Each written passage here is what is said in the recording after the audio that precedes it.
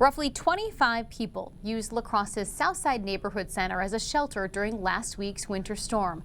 La-Crosse Mayor Mitch Reynolds made the emergency declaration. News 8 Now's Dua Asrar spoke to the city's homeless service coordinator about the city's plans for future emergencies. Amy, in the past, Mayor Reynolds said the emergency declaration would be issued when nonprofit warming shelters reached their capacity.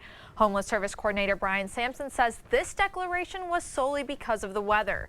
Sampson says the city is working on using a similar plan during severe weather during the springtime.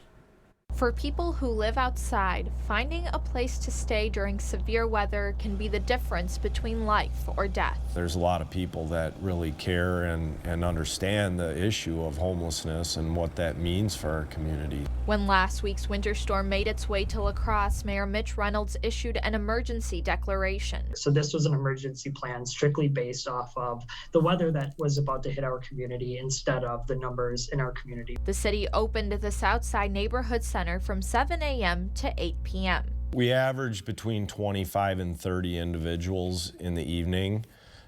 During the daytime, because we were open 24/7, we had higher numbers. People who came after the hours needed a referral to enter or be escorted by the La-Crosse Police Department. That's typical for warming centers. That was based off of policies here in La-Crosse as well, like a Catholic Charities Warming Center. So we wanted to keep that consistent.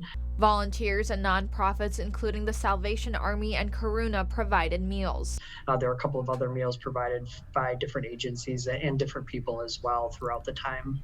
La-Crosse's Homeless Service Coordinator Brian Sampson says the emergency shelters were successful but are not a long-term solution. Housing is the way out of this. The more people we have off the streets and the more people that we have into housing with the necessary supportive services, the better it is for everybody.